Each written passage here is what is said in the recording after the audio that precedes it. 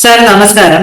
നമസ്കാരം സർ, വനിതാ CPOമാരുടെ റാങ്ക് ലിസ്റ്റിന്റെ കാലാവധി ഇന്നത്തുകൊണ്ട് അവസാനിക്കുകയാണ്.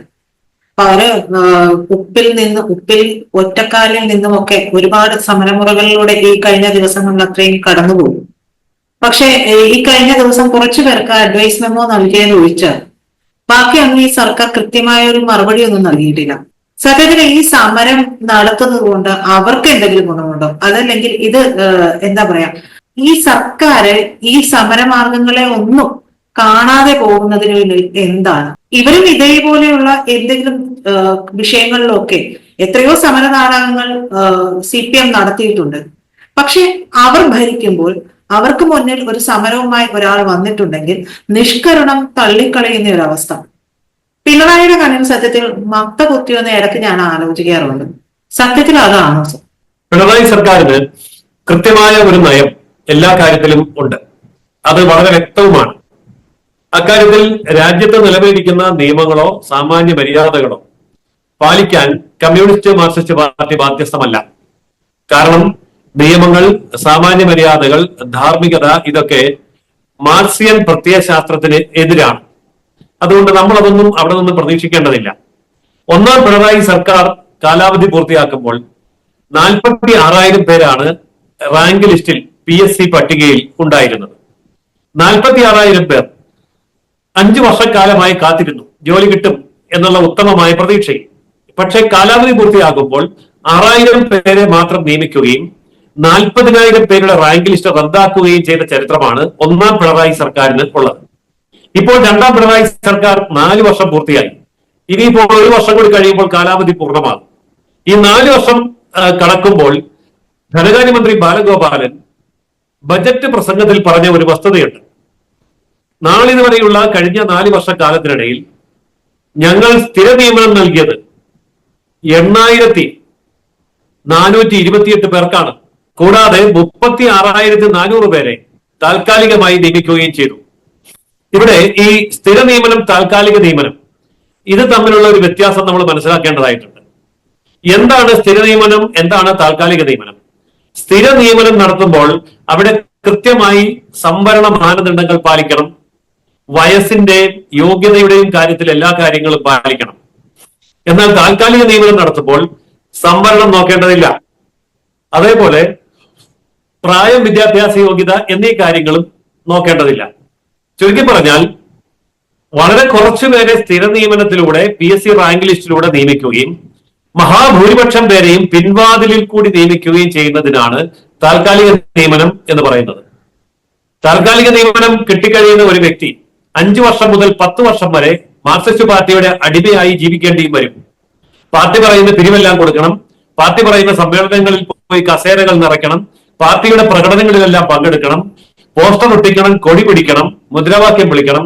ഇതൊക്കെ ചെയ്തില്ലെങ്കിൽ നിങ്ങൾ താൽക്കാലിക ജീവനക്കാരനാണ്, നിങ്ങളെ സ്ഥിരപ്പെടുത്തണോ വേണ്ടയോ എന്ന് ഞങ്ങൾ തീരുമാനിക്കും എന്ന ഒരൊറ്റ വാക്കുമതി 10 വർഷക്കാലത്തേക്ക് ഈ താൽക്കാലിക ജീവനക്കാർ CPMന്റെ അടിമകളാണ്. അങ്ങനെ 10 വർഷക്കാലം താൽക്കാലിക നിയമനത്തിലൂടെ കടന്നുപോയി CPMൽ അടിയുറച്ച് നിൽക്കുമെന്ന് ഉറപ്പാകുമ്പോൾ മാത്രമാണ് അവരെ സ്ഥിര നിയമനത്തിലേക്ക് എടുക്കുക. ഇതാണ് കേരളത്തിൽ നിലവിലിരിക്കുന്ന സംവിധാനം. ഇതിനെ നമ്മൾ കാണാതെ പോകരുത്. പക്ഷെ ഇതേക്കുറിച്ച് അറിവില്ലാത്തവരാണ് ഈ പല വിധത്തിലുള്ള സമരങ്ങൾക്ക് വേണ്ടി സെക്രട്ടേറിയറ്റിന്റെ നടയിലേക്ക് ചെല്ലുക. ഇപ്പോൾ CPO, വനിതാ CPO, അവരെ സംബന്ധിച്ചിടത്തോളം അവരുടെ നേതാവായിട്ടുള്ള അനവദ്യ എന്ന് പറയുന്ന കുട്ടി ഒരു ചാനലിൽ ഞങ്ങൾ ഒന്നിച്ചിരുന്ന് ചർച്ച നടത്തി ഈ വിഷയം. അപ്പൊ ആ സമയത്ത് ആ കുട്ടി പറഞ്ഞു, ഞാൻ ഡിഗ്രിക്ക് ഫസ്റ്റ് റാങ്ക് ആണ്, PGക്ക് ഫസ്റ്റ് റാങ്ക് ആണ്, PSC റാങ്ക് ലിസ്റ്റിൽ റാങ്ക് ഫസ്റ്റ് റാങ്ക് ആണ്, 3 ഫസ്റ്റ് റാങ്കുകൾ ഉള്ള കുട്ടിയാണ്. പക്ഷെ ആ കുട്ടിക്ക് ജോലി കിട്ടുന്നില്ല. കാരണം അവരെ സംബന്ധിച്ചിടത്തോളം മാർക്സിസ്റ്റ് പാർട്ടിയുടെ പാർട്ടി ഓഫീസിലെ ലിസ്റ്റിൽ അവരില്ല, PSC റാങ്ക് ലിസ്റ്റിൽ മാത്രമേ ഉള്ളൂ. PSC റാങ്ക് ലിസ്റ്റിൽ വരുന്നവരെ നിയമിക്കുക എന്നുള്ളത് CPMന്റെ പ്രതിബദ്ധതയല്ല. അവരുടെ പ്രത്യയശാസ്ത്രം വേറെ ഒന്നാണ്. അത് പാർട്ടിയിൽ കൂടിയുള്ള റിക്രൂട്ട്മെന്റ് ആണ്. അപ്പോൾ പാർട്ടിയിൽ കൂടിയുള്ള ഈ റിക്രൂട്ട്മെന്റിനെ അട്ടിമറിക്കാനാണ് ഇവർ സമരം നടത്തുന്നത്. അതുകൊണ്ട് ഇവർ പാർട്ടി വിരുദ്ധരാണ്, സർക്കാർ വിരുദ്ധരാണ്. ഇതാണ് പിണറായി സർക്കാരിന്റെ നിലപാട്. ഏതായാലും ഈ വനിതാ CPOമാരുടെ ഈ സമരം വിജയിക്കാൻ പോകുന്നില്ല. ഇന്നുകൊണ്ട് അവർ തോറ്റു മടങ്ങാനാണ് സാധ്യത. അഡ്വൈസ് മെമ്മോ കൊടുത്തു എന്നൊക്കെ പറയുമ്പോൾ പാവപ്പെട്ട നാട്ടുകാർക്ക് ഒരു കുന്തവും പിടികിട്ടുകയല്ല. യഥാർത്ഥത്തിൽ ഇവരെ ജോലിക്കെടുത്തോ എന്ന് പച്ച മലയാളത്തിൽ ചോദിച്ചാൽ ഇല്ല. പിന്നെ എന്താണ്, ഒരു കടലാസ് കാണിച്ചു, അവരെ പ്രലോഭിപ്പിച്ചു, അത്രേ ഉള്ളൂ. മലയാളിയെ സംബന്ധിച്ചിടത്തോളം തേക്ക് മാഞ്ചിയം പോലെയും അതുപോലെ വാട്സാപ്പിൽ കൂടി വരുന്ന പരസ്യത്തിനെ വിശ്വസിച്ചും ലക്ഷക്കണക്കിനും കോടിക്കണക്കിനും രൂപ നഷ്ടപ്പെടുത്താൻ ഒരു മടിയില്ലാത്തവരാണ്. കഴിഞ്ഞ ദിവസം ഒരു വാർത്ത കേട്ടു, ഒരു ഡോക്ടർക്ക് 1.25 കോടി രൂപയാണ് വാട്സാപ്പ് മെസ്സേജിൽ വിശ്വസിച്ച് പൈസ അടച്ച് നഷ്ടപ്പെട്ടത്. ഇതാണ് കേരളത്തിന്റെ പൊതുബോധം എന്ന് പറയുന്നത് പോലെയുള്ള ഒരു പൊതുബോധത്തിന്റെ കീഴിലാണ് ഈ പാവപ്പെട്ട വനിതാ CPOമാര് സമരത്തിന് വന്നത്. അവരോട് ആരാണ്ടോ പറഞ്ഞു തിരുവനന്തപുരത്ത് സെക്രട്ടേറിയറ്റിന് മുമ്പിൽ പോയി സമരം ചെയ്താൽ നിങ്ങൾക്ക് ജോലി കിട്ടുമെന്ന്. പാവങ്ങൾ വീട്ടിൽ പോലും പറയാതെയാണ് വന്നത്. ഞാൻ ഈ സമരത്തിന്റെ ചർച്ചയിൽ പങ്കെടുത്തപ്പോൾ അവരോട് ചോദിച്ചു, നിങ്ങളുടെ മാതാപിതാക്കളും കുടുംബാംഗങ്ങളും നാട്ടുകാരും നിങ്ങളെ സപ്പോർട്ട് ചെയ്യുന്നുണ്ടോ? അപ്പൊ അവര് പറഞ്ഞത്, ഞങ്ങൾ നാട്ടിലും വീട്ടിലും അറിയാതെ സൂത്രത്തിലാണ് പോകുന്നത്. അതെന്താ അങ്ങനെ പോകുന്നത്? സമരത്തിന് പോകാന്ന് പറഞ്ഞാൽ വീട്ടിൽ നിന്ന് വിടില്ല, അതുകൊണ്ടാണ് നമ്മൾ ഒളിച്ചു പോകുന്നത്. ഇതൊക്കെ സർക്കാരിന് അറിയാം. ഓന്ത് ഓടിയാൽ വേലിയോളം ഓടും എന്നൊരു പഴഞ്ചൊല്ലുണ്ട്. ഓന്ത് ഓടിയാൽ വേലിയോളം. ഈ CPO സമരം ചെയ്താൽ എത്രയാണ്? അവസാനം വീട്ടുകാർ വിളിച്ച് വരട്ടി വീട്ടിൽ കയറ്റുമ്പോൾ സമരം തീരുമെന്ന് ഇവർക്ക് വ്യക്തമായിട്ട് അറിയാം. ഇല്ലെങ്കിൽ അവരെ വീട്ടിൽ കയറ്റാനുള്ള പണി CPM-ന്റെ ഗുണ്ടകൾക്കും അറിയാം. ഇതാണ് ഇന്ന് കേരളത്തിൽ സംഭവിച്ചുകൊണ്ടിരിക്കുന്ന കാര്യം. കേരളത്തിലെ സമരങ്ങളെ സംബന്ധിച്ചിടത്തോളം വളരെ വ്യക്തമായി നമ്മൾ മനസ്സിലാക്കേണ്ട ഒരു കാര്യമുണ്ട്. സമരങ്ങളെല്ലാം ഫിക്സ്ഡ് ആണ്. തിരക്കഥ എഴുതി സംഭാഷണം, സംവിധാനം ഇതെല്ലാം കൃത്യമായി നടപ്പാക്കിയാണ് കേരളത്തിൽ സമരങ്ങൾ നടത്തുന്നത്. ഈ സമരത്തിന്റെ ഒരു വശത്ത് സർക്കാരോ അല്ലെങ്കിൽ ഒരു മുതലാളിയോ ഉണ്ടാകും, മറുവശത്ത് ട്രേഡ് യൂണിയൻ നേതാവും ഉണ്ടാവും. ഇതിന്റെ ഇടയിലാണ് ഈ എക്സ്ട്രാ നടന്മാരെന്ന് പറയുന്ന സമരാർത്ഥികൾ പന്തലും കെട്ടി വെയിലും കൊണ്ട് മഴയും നനഞ്ഞു കിടക്കുന്നത്. ഇവിടെ ഓരോ സമരം നടക്കുമ്പോഴും സമരം എത്രാം തീയതി തുടങ്ങണമെന്നും എത്ര ദിവസം നീണ്ടു നിൽക്കണമെന്നും അതിനിടയ്ക്ക് എന്തെല്ലാം കലാപരിപാടികൾ നടത്തി മീഡിയയുടെ ശ്രദ്ധ ആകർഷിക്കണമെന്നും അവസാനം എത്രാം തീയതി ഒത്തുതീർപ്പുണ്ടാക്കണമെന്നും ഒത്തുതീർപ്പിൽ എന്തൊക്കെ കാര്യങ്ങൾ വേണമെന്നും നേരത്തെ തന്നെ തീരുമാനിച്ചുറപ്പിച്ചാണ് സമരം ആരംഭിക്കുന്നത്. ഇത് പാവപ്പെട്ട വനിതാ CPOമാർക്ക് അറിയാൻ വയ്യാതെ പോയി. അതായത് ഒരു സമരത്തെ സംബന്ധിച്ചിടത്തോളം കൃത്യമായ തിരക്കഥ എഴുതി സംഭാഷണവും സംവിധാനവും എഴുതി ഓരോ സീനും എങ്ങനെ ആണ് കടന്നു പോകേണ്ടത് എന്ന് സംവിധായകൻ കൃത്യമായി നിശ്ചയിച്ചിട്ടുണ്ട്. ആരാണ് സംവിധായകൻ? ഇവിടെ സംവിധായകൻ ട്രേഡ് യൂണിയൻ നേതൃത്വമാണ്. ഈ ട്രേഡ് യൂണിയൻ ആരുടെ കയ്യിലാണ്? അത് പിണറായിയുടെ കയ്യിലാണ്. ഞാൻ ആ കുട്ടികളോട് ചോദിച്ചു, നിങ്ങൾക്ക് എന്തെങ്കിലും പ്രതീക്ഷയുണ്ടോ ഈ സർക്കാർ നിങ്ങൾക്ക് ജോലി തരുമെന്ന്?